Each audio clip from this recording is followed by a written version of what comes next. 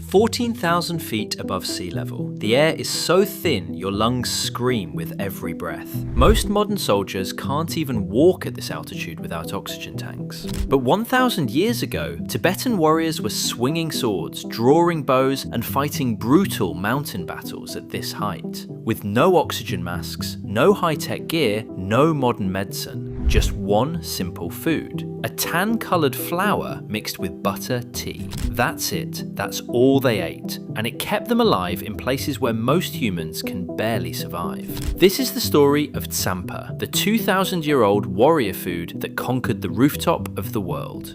Let's go back to around 600 AD, the Tibetan Plateau, the highest inhabited region on Earth. A place where the average altitude is over 14,000 feet, where temperatures drop to minus 30 degrees Celsius, where snowstorms can last for days, where fire is hard to start because the air is too thin, and where most foods spoil quickly or freeze solid before you can eat them. This was the home of the Tibetan Empire, a military force so feared that it once captured the capital of China itself in 763 AD. They invaded India, they pushed back Arab armies in Central Asia, they controlled the Silk Road for centuries. And they did it all while living and fighting at altitudes that would kill an unprepared man in days. So how did they do it? How did Tibetan soldiers march 30 miles a day across frozen mountain passes while breathing half the oxygen we breathe at sea level? The answer wasn't strength, it wasn't training, it wasn't even genetics, although Tibetans do have a unique gene that helps them process oxygen better. The real answer was their food, a simple, ancient, almost magical mixture of just two main ingredients: roasted barley flour and yak butter tea. Together, they formed the warrior food called Tsampa. And what Tsampa did to the human body at high altitude is something modern science is still trying to fully understand. Here's how Tsampa was made. Tibetan farmers grew a hardy form of barley that could survive the brutal mountain climate. After harvest, the barley grains were roasted in large stone ovens until they turned a deep golden brown. Roasting did two things. First, it killed any bacteria or molds. Second, it made the barley last for months without spoiling, even in damp conditions. After roasting, the grains were ground into a fine powder. That powder was Tsampa flour. It looked simple, it smelled nutty, but it was about to become the most important warrior food in Asia.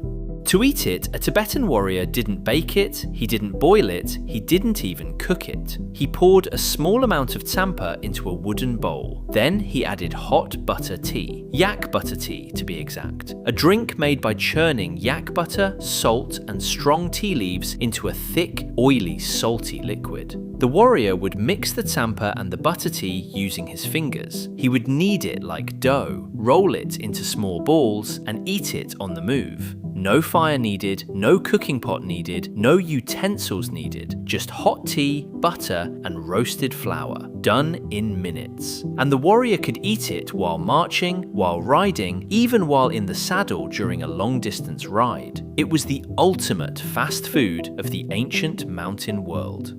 But here's where the science gets crazy. Modern researchers studying high-altitude nutrition have actually analysed tsampa, and the results are stunning. The combination of barley and yak butter is one of the most efficient high-altitude foods ever discovered. Here's why. At 14,000 feet, the body burns calories at almost twice the normal rate. The cold drains energy. The thin air forces your heart to pump harder. Your muscles fatigue faster. Your digestion slows down. You need food that gives massive energy in tiny portions. You need food that delivers fat and carbohydrates together. You need food that the body can absorb fast even when oxygen is low. Tsampa does exactly that. The roasted barley provides slow-burning, complex carbohydrates. The yak butter delivers dense, long-lasting fat calories. The salt in the butter tea replaces electrolytes lost to dry mountain air. The tea itself contains natural caffeine and theobromine, which dilate blood vessels and help oxygen reach the muscles faster. Each handful of tsampa is basically a high-altitude survival capsule. One small ball, the size of an apple, can keep a Tibetan warrior fueled for hours of marching, even at brutal altitudes. And the wildest part? The food actually helps prevent altitude sickness. Yes, altitude sickness, the condition that kills modern climbers on Everest. Tsampa, eaten regularly, helps the body adjust to thin air faster. Tibetan grandmothers knew this 1,500 years before science could explain it. Now here's where the story gets really interesting. Tibetan soldiers didn't just eat tsampa for one meal, they ate it for breakfast, lunch, dinner, and every snack in between. A warrior would carry a leather pouch full of tsampa flour at all times. Some pouches could feed a single soldier for 2 weeks straight. He carried a small wooden bowl, a flask of butter tea, and his weapons. That was it. That was his entire food supply for an entire campaign. While Chinese soldiers needed cooks, supply wagons, and slow-moving food caravans, Tibetan soldiers needed nothing but a pouch and a bowl. They could appear in places no one expected. They could march faster, climb higher, and fight longer than any enemy in the region. Tsampa wasn't just food, it was their ultimate military advantage. And here's something almost nobody talks about. Tibetan generals would sometimes use tsampa to demoralize enemy armies. Chinese and Mongol soldiers used to fighting at lower altitudes would arrive in Tibet exhausted, sick, and starving. They would try to fight on heavy meals of rice, meat, and bread. They would collapse from altitude sickness within days. Meanwhile, Tibetan warriors would calmly eat their tsampa, watch the enemy weaken, and strike at the perfect moment. Some battles weren't won by swords, they were won by stomachs. The army that ate smarter survived longer. The army that survived longer won the war. And the legend of Tsampa didn't end with the Tibetan Empire. Even today, after thousands of years, this food is still alive.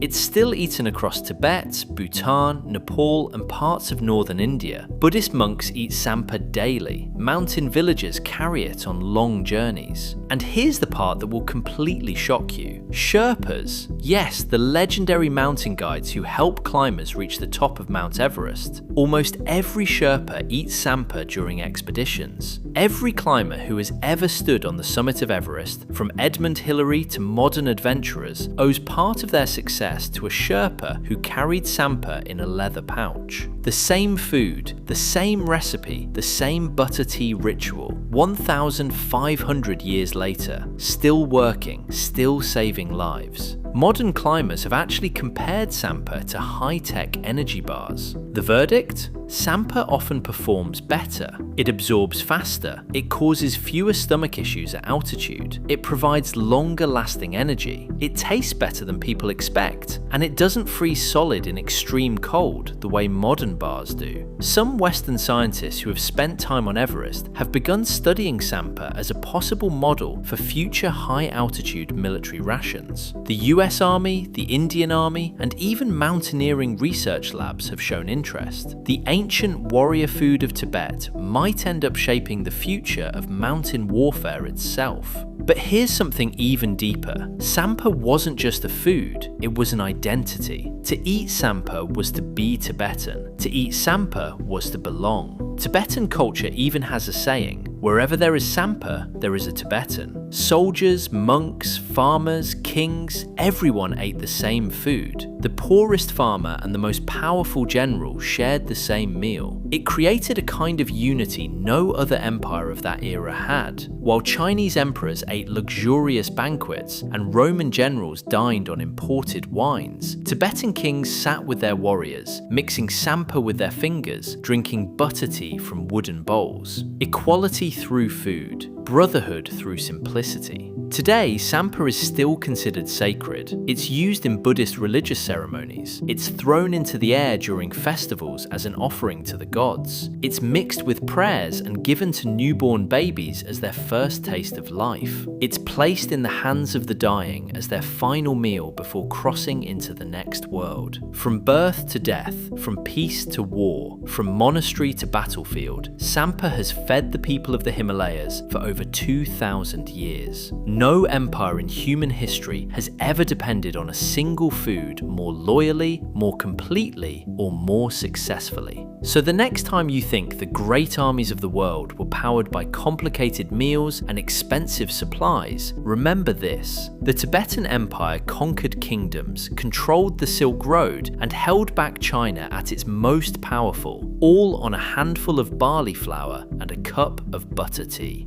No fire, no fancy ingredients, no modern technology. Just 2 ingredients, mixed by hand, eaten on the move. The simplest food of the ancient world fueled some of the most extreme warriors who ever lived. Tsampa didn't just feed soldiers, it fed an entire civilization that lived above the clouds. If this story amazed you, hit that subscribe button and join the Alternate Past family for more forgotten history like this. And tell me in the comments, could you have lived on Tsampa and butter tea every day to fight at 14,000 feet? Yes or no?